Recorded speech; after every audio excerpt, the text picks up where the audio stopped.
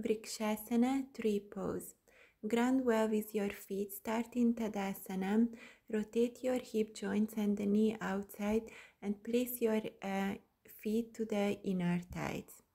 See that your hip is even, so pubic bone navel up, tailbone grounding, sacrum inside the body, and push the psoas muscle forward.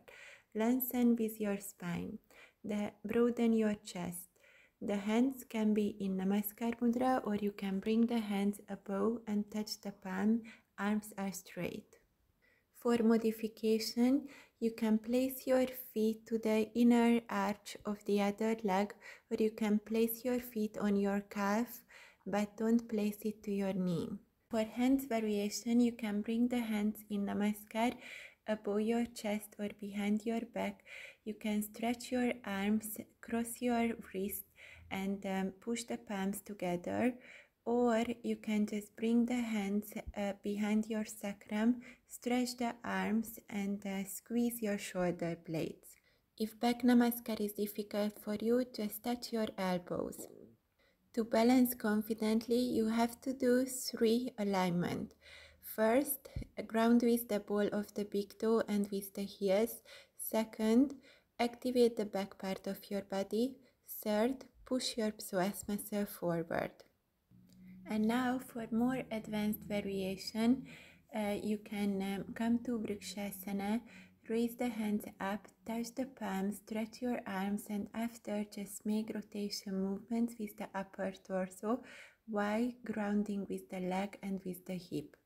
You can also do different gestures or different mudras with your hand, but my favorite posture is when you bring the hands in Namaskar or above the head and you close the eyes for 6-8 breaths at least. Then you can really observe if you can ground well with your leg.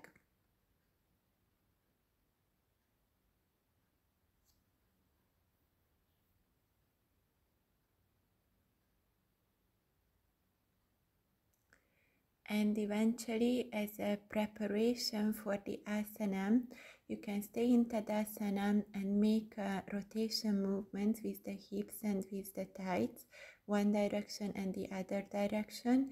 You can also grab your knees, raise your knees to your chest, first to the front and after on the side.